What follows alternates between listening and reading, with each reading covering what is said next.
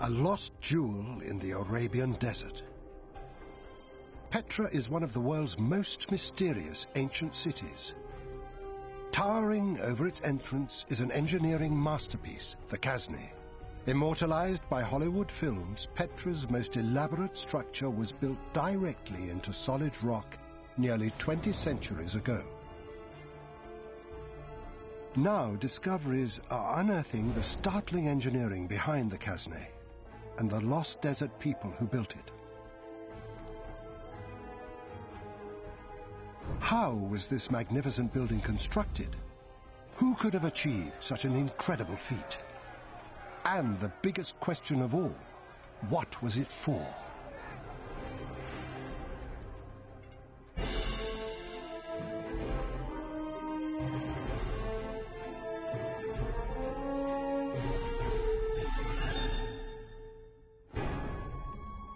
Every year in the arid landscape of Jordan's southern desert, over 500,000 tourists trek through a narrow gorge over 1 kilometer long that penetrates deep into the barren, rocky terrain.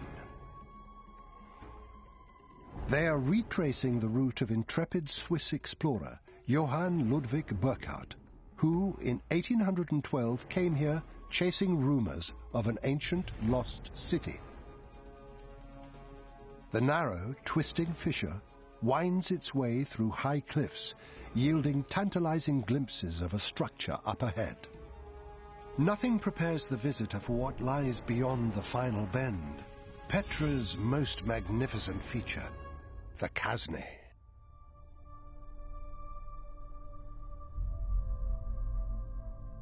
This ancient building stands 39 meters high. Its grand columned entrance towers over visitors who come to wonder at its delicate carvings and dramatic sculptures. Built into the red sandstone, the Kasne's cavernous inner chambers reach deep into the heart of the cliff. It guards the gateway into the 2,000-year-old city of Petra. Beyond the Kasne, the narrow canyon opens out into a wide basin. Here, the landscape is littered with the ruins of a lost civilization. A temple, an amphitheater, dozens of tombs. Only traces remain of what was once the ancient capital city that the old manuscripts call Petra, the Greek word for stone. The greatest surviving structure in Petra is the Kasne. None of the other buildings, the facades that you have in Petra, have the perfection of the Kasne. Lecturer Nicole Dueck is fascinated by the Kasne. Whoever thought it out thought it through very, very well. And what they achieved there is absolutely spectacular. The Kasne is Petra's finest construction, a sophisticated piece of engineering on a scale that rivals anything in the ancient world.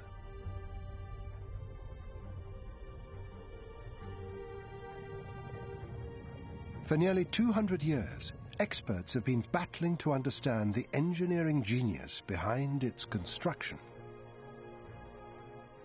Over the centuries, theories have been constantly disproved and altered. Nobody knew who built the Kasne or what it was for. The sheer logistics of building such a monument in a bleak, barren desert seemed impossible. To have any hope of finding answers, experts first have to solve an even bigger mystery.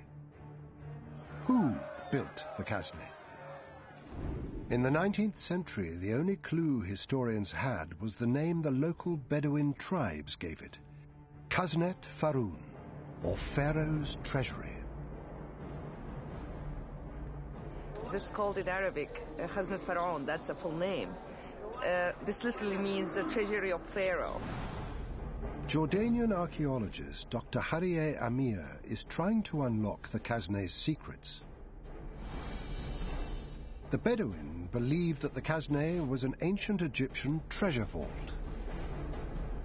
But modern experts have discovered clues that prove the ancient Egyptians did not build it. They were able to identify its distinctive architecture. There are many Hellenistic features, Greek features here.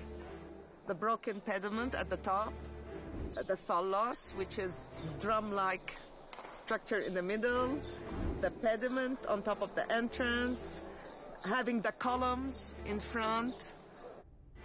Some of the features reflect the late Hellenistic style, found throughout the Roman Empire in cities like Alexandria to the west of Petra. From this, experts calculated that the Kasne may have been built sometime around 80 BC, nearly 1,000 years after the glory days of ancient Egypt. The ancient Egyptians did not build the Kasne.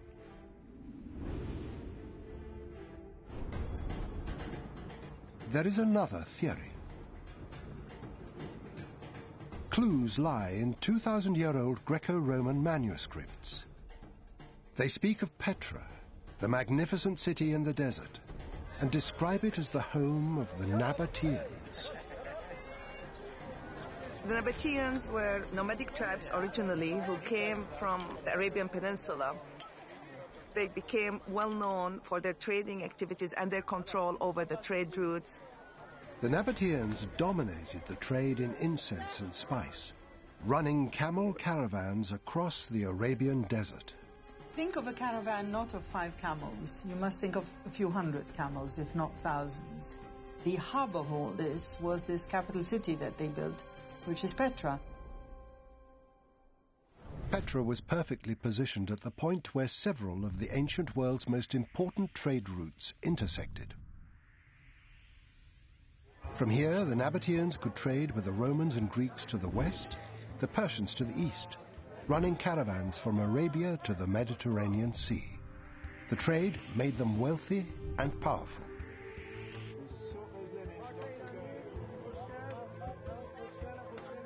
The reputation of the Nabateans is that they are the richest of the rich. It's megabucks, it's nouveau riche. Historians knew the Nabateans were ruled by dynastic kings, and by the 1st century BC had settled communities in the area. But no one had suspected the Nabateans were master builders, capable of creating a city like Petra, and the masterpiece that is the Kasne. They disappeared off the face of the earth for hundreds of years. Little of Petra has survived for modern researchers to investigate. However, groundbreaking new work is starting to unearth the secrets of Nabatean engineering. The archaeology is producing extraordinary results. Using these results, the mysteries of the Kasne can be unlocked, revealing the secret of its dark purpose and the great man behind its construction. But one question needs answering first. How did the Nabateans engineer a megastructure like the Kasne in the middle of the desert?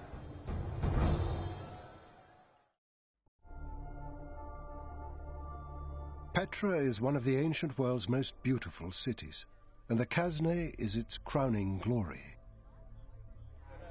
Experts now know the Nabateans were behind its creation, but this discovery provokes an even bigger riddle. How a group of nomadic traders were able to construct such an engineering masterpiece. This achievement appears even more astonishing when examples of early Nabatean architecture are taken into account. The early Nabatean tombs are what you can see here behind us. And you can see they're pretty plain. These basic rock-cut tombs are dominated by a simple design called the crow step, which looks like 2 staircases leading in opposite directions. The crow step seems to have been all along the most typical type of Nabatean facade. But the Kasne is in a totally different league. What the Nabateans achieve here is different and probably more impressive than anywhere else. The challenge facing the builders was enormous. experts wanted to work out how they could scale the near vertical cliff to the height of the Casne, 39 meters. One researcher is re-examining the clues. We have 2 rows of square slots in each side of the cliff. Dr. Shaher Rababa, a leading expert on how Petra was built, is focusing on a set of slots to the sides of the Casne. Some experts believe that these slots held scaffolding poles. But in Petra's rocky wilderness, trees are in short supply. Scaffolding over 39 meters high would take a forest full of timber. Dr. Rababa is convinced the Nabateans wouldn't have relied on such a rare commodity. He investigates further. He finds that the holes are not entirely square. They are in fact deeper at the base than they are at the top. The configuration of this depth cannot take a wooden beam. I don't think that they were used as scaffolding. Dr. Rababa has a theory. I think they were used as footholds like a ladder. He believes that these footholds were carved long after the Casne was constructed, perhaps during the medieval period when the sculptures of living things were deemed offensive. This may have been when Vandals beheaded and defaced the figures on the Casne. Whether medieval or not, Dr. Rababa believes the square slots had nothing to do with the construction of the Casne.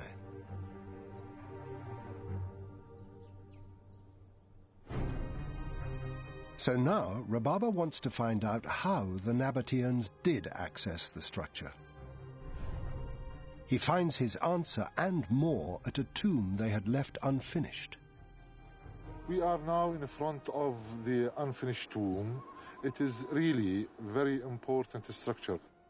This unfinished tomb unlocks the secrets of the Casne's construction. It brings the evidence to say that the Nabateans didn't use wooden scaffolding. Instead, they used natural platform.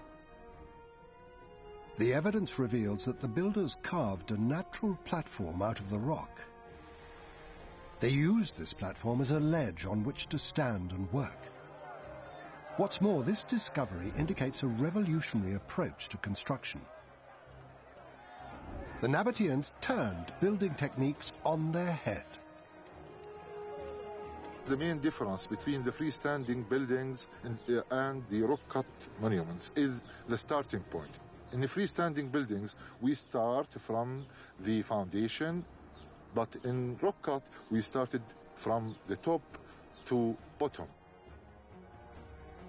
The building was not constructed in the traditional fashion from the ground up.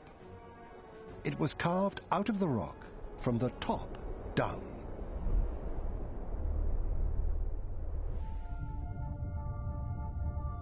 This meant the builders had to start at a height of 39 meters. They had planned the Casne's location carefully. Natural contours in the cliff formed a narrow route to the top of their building site. The climb must have been precarious. In fact, a simple solution may have eased their way: stairs cut into the rock. Many of these carved staircases can still be seen in the surrounding cliffs leading up to the Casne.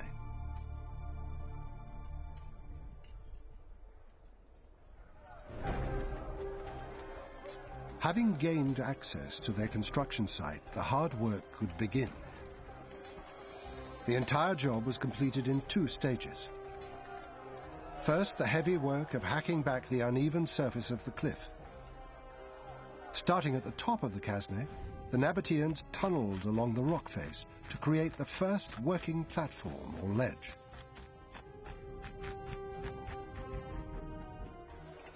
From here, they worked downwards, quarrying away the rough cliff face to create a smooth, flat working surface.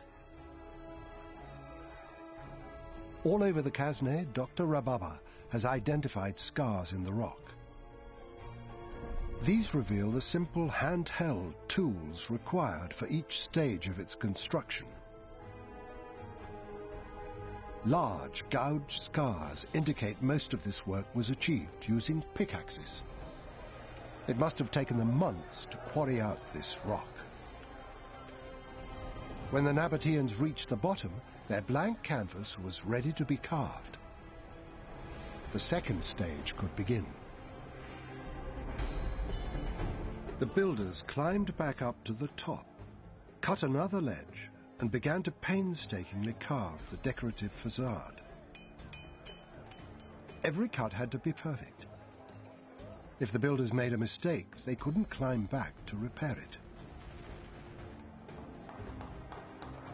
The Nabateans' hand tools were only made from crude iron, but they were skillfully used to shape Petra's soft sandstone.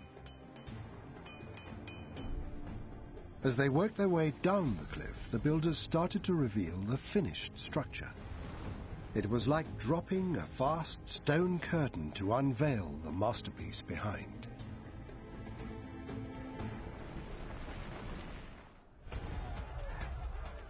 But their ingenuity did not end there.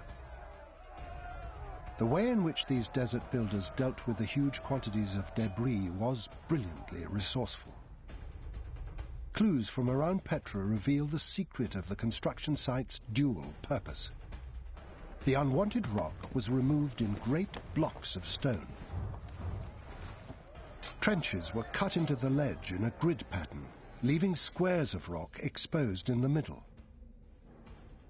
These individual squares were then levered and split off their rocky base using natural cleavage points in the sandstone.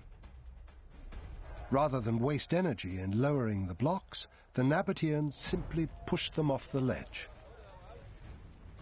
These great lumps of stone were hauled away to become the building blocks for freestanding structures nearby. The Kasne was both a construction site and a quarry.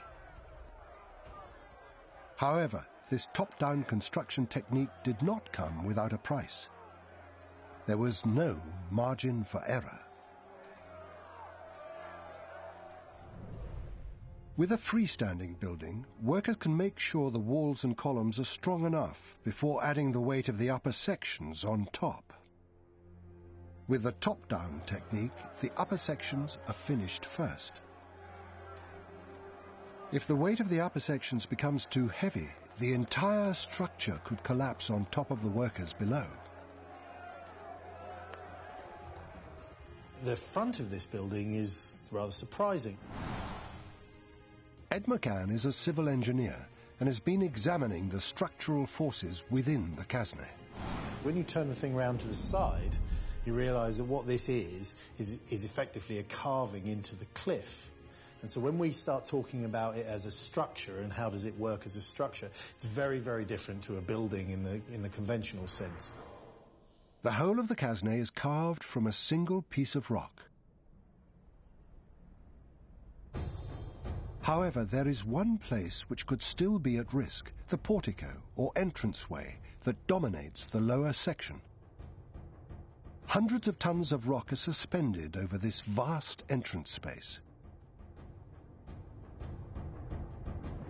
The solution is a massive stone lintel which spans the width of the building and bears this weight.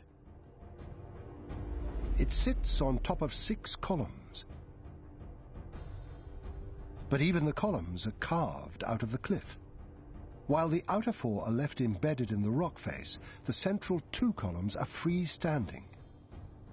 It appears as if these 2 columns take most of the weight.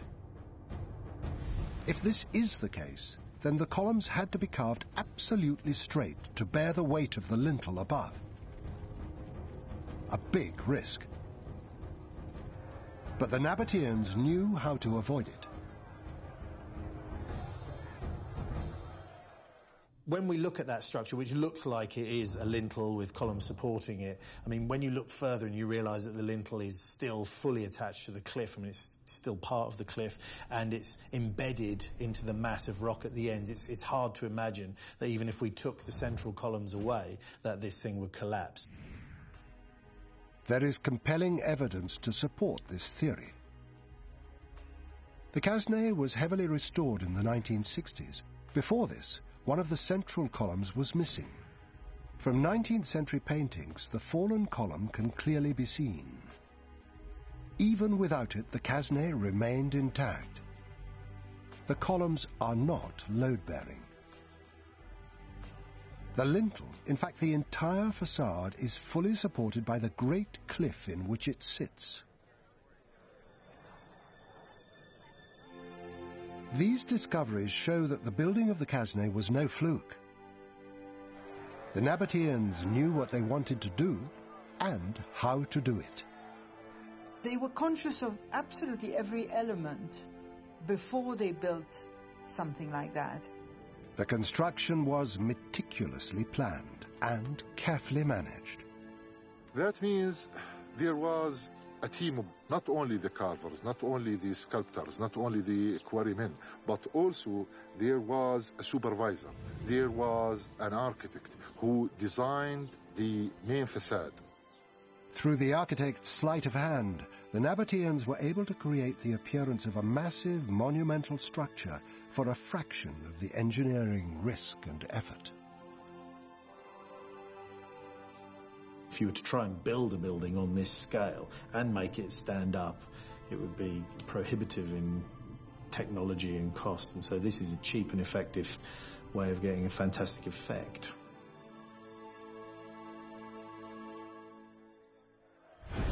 The experts had established how the facade was built, but their investigation still had a long way to go. Questions remained about the interior of the Casne and what it was for. And the structure's inhospitable location posed problems with feeding and watering such a large workforce in desert temperatures of up to 50 degrees centigrade. But first, another more pressing riddle lay before them. In spite of all their clever planning, the site the builders had chosen for the Casne seemed suicidal. The Siq, a narrow crack in the cliffs opposite, was cut into the rock by thousands of years of flood water surging along its path. It could flood suddenly and unpredictably, and the Casne and its builders lay right in its path.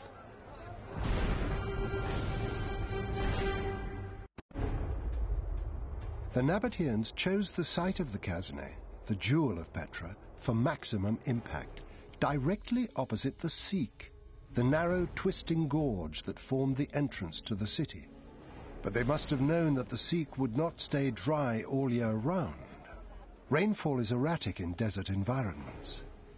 You can get a few inches or you can get a few feet, so it's totally unpredictable. Charles Ortloff is a hydraulic engineer.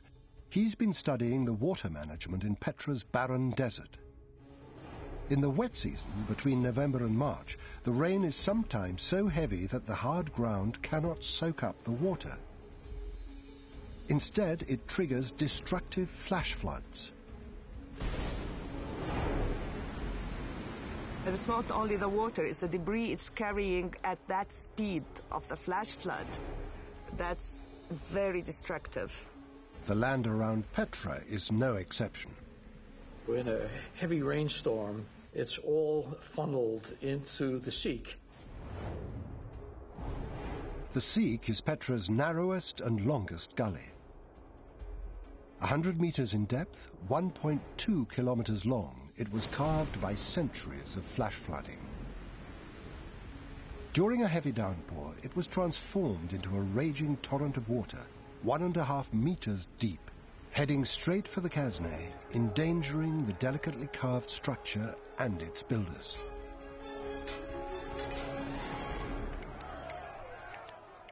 But in 2002, researchers discovered a complex system of dams and a 30-meter tunnel excavated through the cliffs.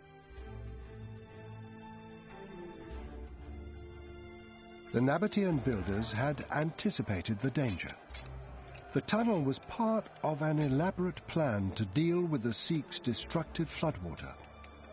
A dam diverted the torrents of floodwater through the tunnel to a nearby gorge, bypassing the Siq completely. It's an extraordinary achievement for engineers working 2,000 years ago. They literally held back the flood. But this wasn't just about protecting the Kasne. Recent archaeological work has made a dramatic breakthrough in the study of Petra. The tunnel is just one element of a vast water management system. One of the biggest elements in the study of the Nabateans now is the waterworks. It's the hydraulic engineering. Its scale and sophistication make it one of the greatest feats of hydraulic engineering in the ancient world. And its efficiency was second to none. Every drop is used in some way or another. So what you basically have would be a continuous water supply throughout the year. Absolutely perfect. The discovery solved another riddle. How the Nabateans kept their workforce supplied with a reliable source of water in the middle of the desert.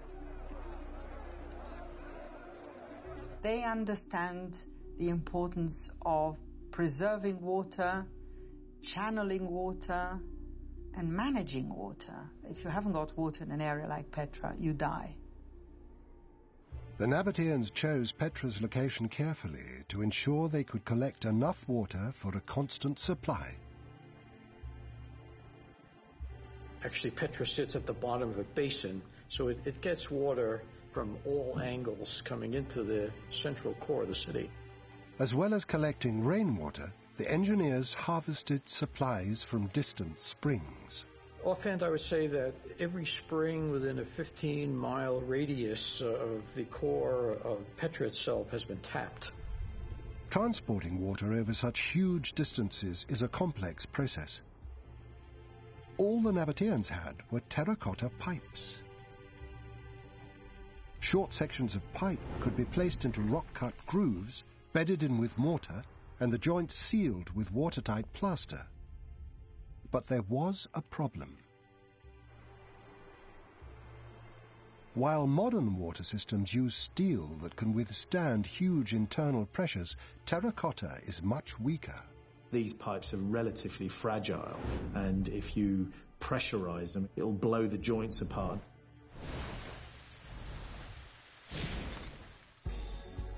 The Nabateans had to find a way to safely get water through the pipes. Their solution can be seen high up in the cliffs around the city. They've got to have a system which doesn't generate significant internal pressures. And one such system is a constant grade system, where the water comes down steadily from end to end. The constant gradient manages the forces within the pipes by controlling the flow of water. If the pipes are full, the flow of this water exerts huge pressure on the thin walls. However, if there's an air gap between the water and the walls, the pressure is dramatically reduced. This is called the open channel system. The most efficient way to get fluid to the pipe is to have the pipe to a certain height. This works best when the pipe is 80% full. Petra's water pipes were perfectly designed to achieve this flow.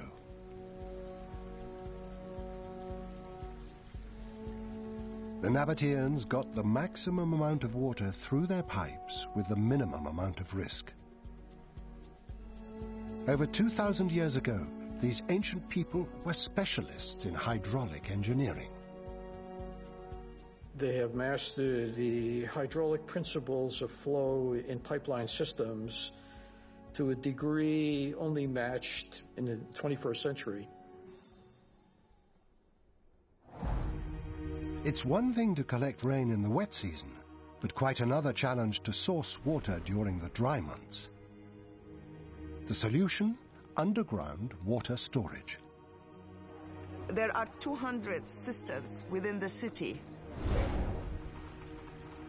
The engineering genius of the terracotta pipes above ground is matched underground by this complex network of cisterns. If you look at what's retained in the cisterns, you have several months' supply to sustain the large population.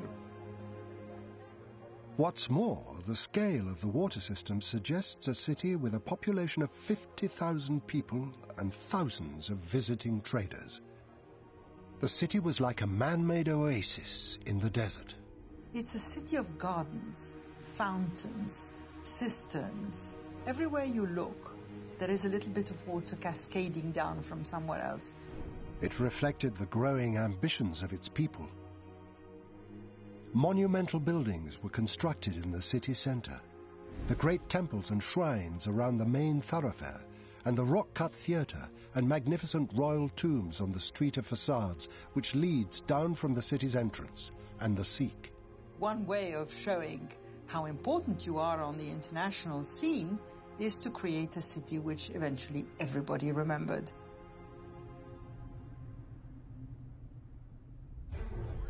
And the ultimate embodiment of the Nabateans' success is the Kasne.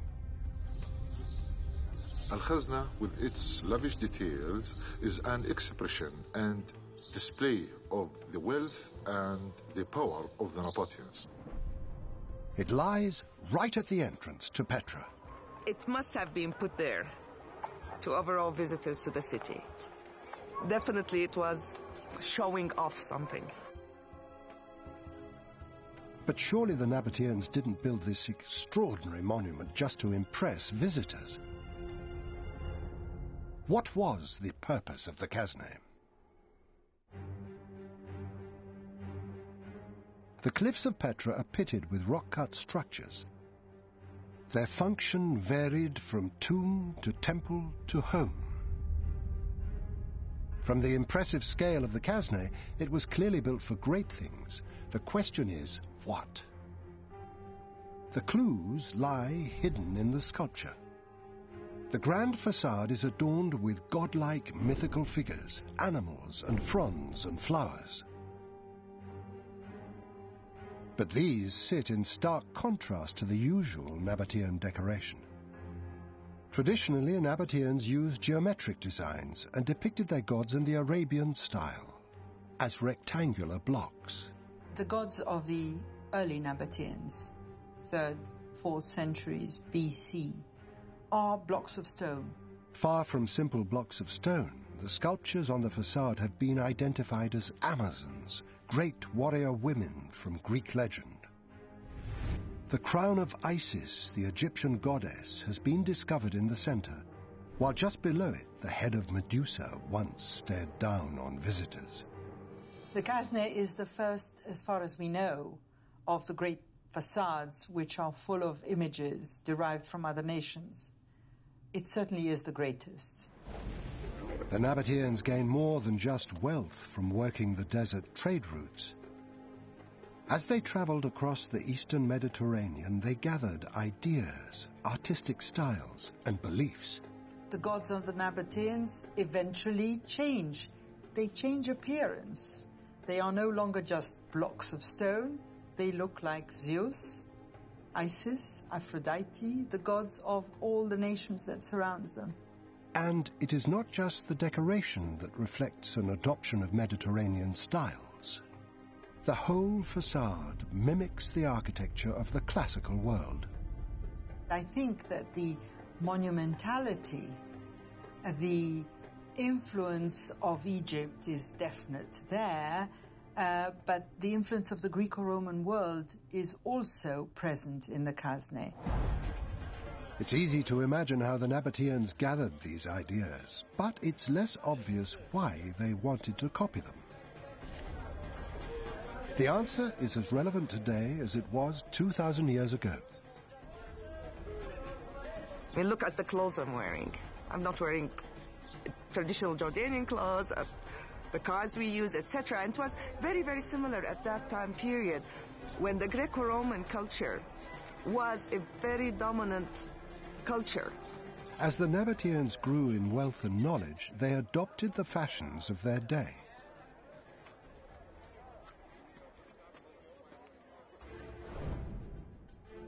Now, through applying this adopted mythology, the stories hidden inside the sculpture can be unlocked, revealing vital clues about the great building's function.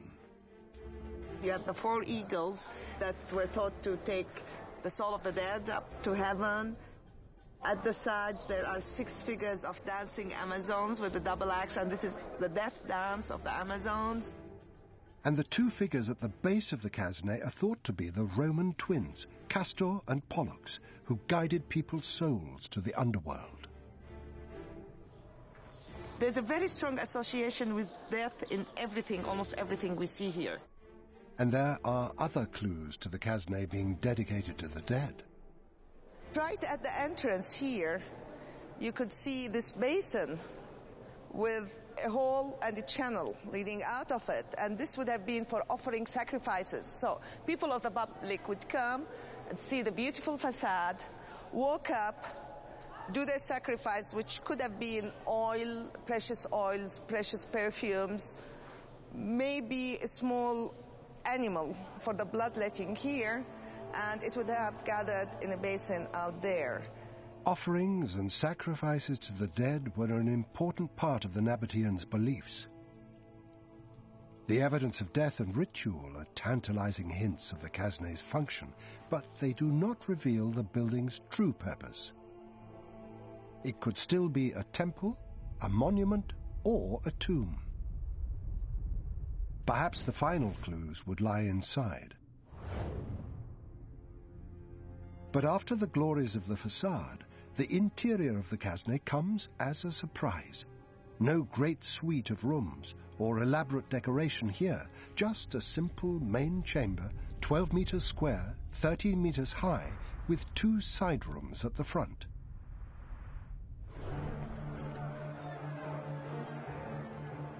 The task of creating them without modern technology is almost unimaginable. The scene inside would have been horrendous, the air filled with choking dust. The area inside is very confined, and the conditions there was very dark. Only small oil lamps would have lit their way as they toiled into the heart of the cliff. Their tools for this task were just iron picks, chisels, and their bare hands. The chambers were carved using the same top-down technique as the outside facade. When the carvers reached the level below the great lintel, work started on the inner rooms. A tunnel was cut directly into the cliff and was widened to create the portico behind the columns. From this, further tunnels were cut to create the roofs of the chambers. The only clues to this clever technique are windows above the doorways, which served as the first tunnel entrances. Then, as work continued on the facade and its working platform dropped down the cliff, the floors of the chambers followed. Approximately 5,000 to 6,000 blocks of stone were removed from inside Al-Khazna. Quarrymen gouged out a staggering 6,000 cubic meters of rock from the chamber, the equivalent of 2 Olympic swimming pools filled with stone. It's an incredible achievement. But hard labor was not the only secret to their success. Despite its simplicity, the chamber required careful engineering. Above it lies the crushing force of more than 160 meters of solid rock. You've got the great big lump that's sitting above you, the tens of meters of rock, all of which are weighing down on top of this hole, and their loads have to be transmitted somewhere. And what happens is that the loads will follow the stiffest path, effectively, and the loads push round the side of the cave and off down to the centre of the earth. The problem comes if the chamber is made too wide.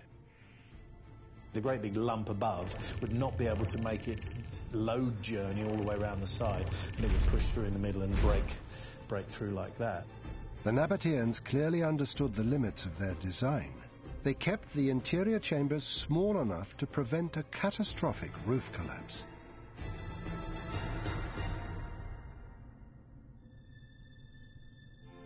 But the simplicity of the interior space gave archaeologists no clues to the Casne's religious function. There have been quite a lot of speculations about what this has been. was it a temple? But it does not have the correct divisions for a temple. Another one it's a tomb. But again, there are no signs of burials in there. The interior has no trace of a burial, no sarcophagus, no plinth where one would have stood. Without any signs of a body, it could not be a tomb. Perhaps the Khazne was a monument honoring a great king. The Khazne is such large scale, it must have been built by somebody extremely wealthy and powerful. It must have been the king. Which king? This is another question. Archaeologists were only able to date the Khazne to a rough 150-year window around the birth of Christ. And during this period, any of several Nabatean kings could have built the structure. With no further leads to follow, it seemed the Khazne's true purpose would never be discovered.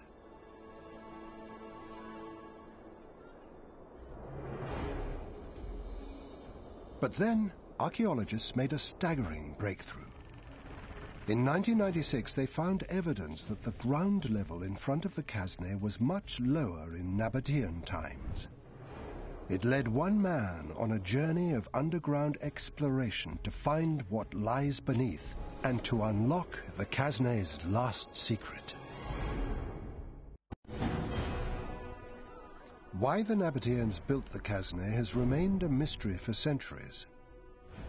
Now, a groundbreaking new discovery has revealed crucial clues to its true purpose. There have been discoveries and excavations, but nothing quite as important as this particular one. These excavations add more information for this beautiful and unique monument in Petra. Suleiman Farajat was director of the Petra Archaeological Park. Farajat knew that the paved surface of the Sikh, the winding gorge leading into Petra, disappears beneath the sand 300 meters before its end. He had a hunch. If the path continued its downward trajectory, it would reach the Khazne well below its current ground level. There could be an entire hidden level of the Khazne submerged beneath centuries of sand. So, in 2003, he started a major excavation. And his gamble soon paid off. 6 meters below the surface, he made a discovery. 4 burial chambers. Inside were the bones of 11 individuals.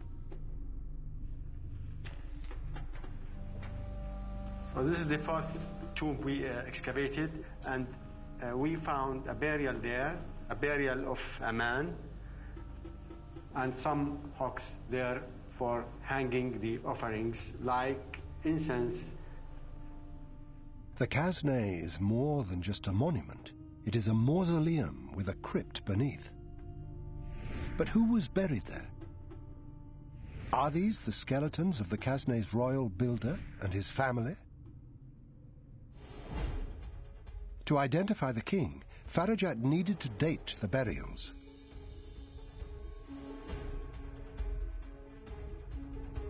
All of the artifacts are dated to the first or the beginning of the 1st century AD. With a date of the 1st century AD, finally the likely identity of the Khazne's king is revealed. I believe that Khazne was carved out during the reign of Aretas IV. Aretas IV was perhaps Petra's greatest and most successful ruler. As we think that Khazne was built by King Aretas IV, during whose time actually Nabateans reached their height of power and riches.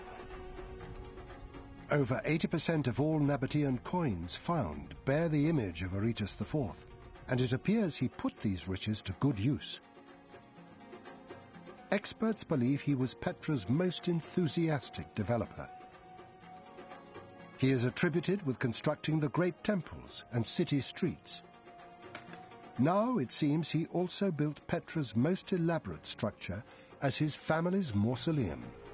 I think there was a famous person from the family of Aretas the fourth buried in one of these tombs. Though the king himself is thought to be buried elsewhere, these underground tombs could contain the remains of his relatives, lying beneath the Kasne. Aretas was bestowed with the title Friend of his People. The Kasne seems to have been greatly revered.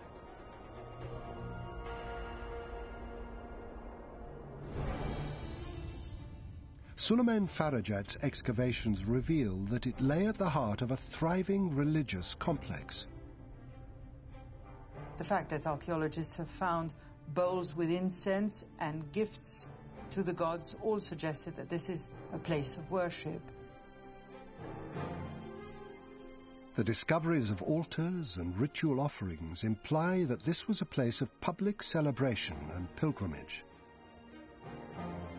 Now, all these discoveries are causing a complete rethink of Petra and the Nabateans' place in history. The perception of the Nabateans has changed dramatically, even in the last 10 years. They were much more than desert traders. They were accomplished architects, combining inspirations from other cultures with their own ingenious engineering. The Nabateans created an incredible structure. They are an extraordinary civilization. They're an extraordinary people. And the Kasne is their greatest achievement.